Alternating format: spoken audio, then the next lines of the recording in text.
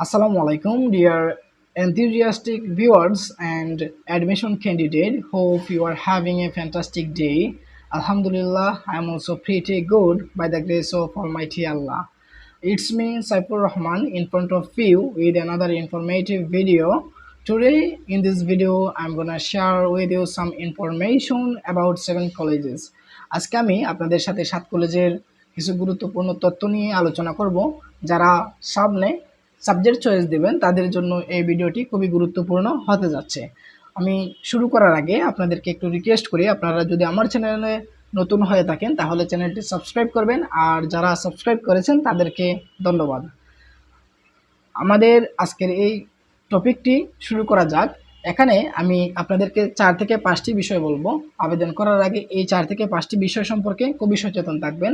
1 নম্বর হচ্ছে, যারা subject choice দিবেন আপনারা হচ্ছে আপনাদের ডকুমেন্টস, প্রয়োজনীয় যে ডকুমেন্টসগুলো রেডি করে রাখবেন। যেমন এসিসি এবং এইসিসির আপনি যে প্রবেশ এইসিসির যে আপনার মার্কশিট আছে, টেস্টিমোনিয়াল আছে, এগুলো রেডি রাখবেন। তারপরে আপনার ফটো, যতগুলো ফটো দরকার ফটোগুলো রেডি রাখবেন, এবং যদি সিগনেচার করা লাগে সিগনেচার করে রাখবেন।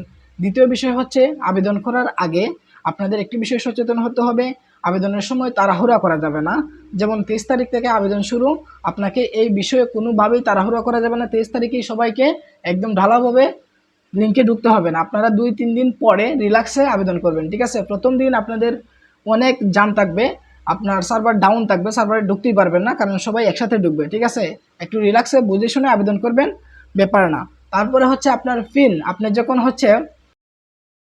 যখন আবেদন করবেন তখন সাবজেক্ট চয়েস দিবেন, তখন হচ্ছে আপনার একটি পিন আসবে। এই পিনটি খুবই সাবধানে রাখবেন, আপনি নোট করে রাখবেন, ঠিক আছে?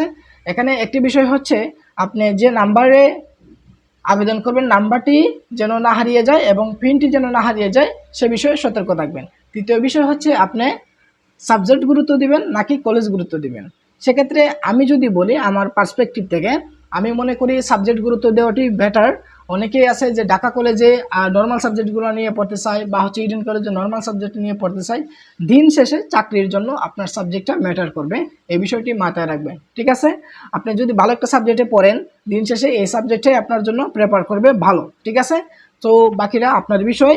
চতুর্থ বিষয় হচ্ছে আপনার যে আপনি কলেজ হোস্টেলে থাকবেন নাকি মেসে থাকবেন, এই বিষয়টি আগে ভাবনা চিন্তা করেই আপনি ঢাকা শহরে আসবেন, ঠিক আছে?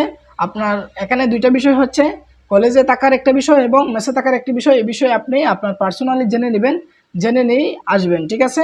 আরেকটি বিষয় যেটি আমি শেয়ার করতে চাই আপনাদের সাথে,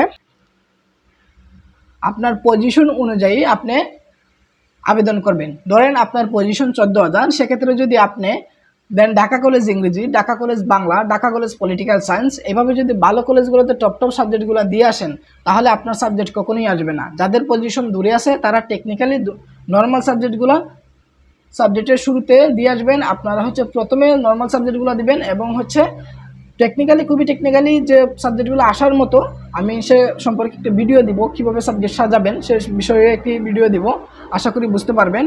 তারপরে হচ্ছে যাদের পজিশন ভালো তারা হচ্ছে আপনার ঢাকা কলেজ পছন্দ অনুযায়ী, আপনাদের যে পছন্দ অনুযায়ী কলেজগুলো আছে সে কলেজগুলোতে দিবেন। আপনার ধরেন আপনার ঢাকা কলেজ পছন্দ, তাহলে দেবেন ঢাকা কলেজ বাংলা, ঢাকা কলেজ ইংরেজি, ঢাকা কলেজ ইকোনমিক্স, এভাবে দেবেন। বা ইডেন যাদের পছন্দ আছে তাদের ইংরেজি, বাংলা, ইকোনমিক্স, পলিটিক্যাল সায়েন্স, এভাবে সাজিয়ে দিয়ে দেবেন। একটা বিষয় মনে রাখবেন, মাইগ্রেশনে কিন্তু আপনার সাবজেক্টগুলো নিচ থেকে উপরে উঠবে। তাহলে আপনি যদি উপরে সাবজেক্টটি ভালো দিয়ে রাখেন, তাহলে আপনার যদি বাংলা আসে, আপনার আকাঙ্ক্ষিত সাবজেক্ট ছিল ইংরেজি, তাহলে উপরে থাকলে মাইগ্রেশনে আপনার ইংরেজি আসার পসিবিলিটি আছে। সো এই বিষয়গুলো মাথায় রাখবেন, তাড়াহুড়ো করবেন না, রিল্যাক্সে আবেদন করবেন।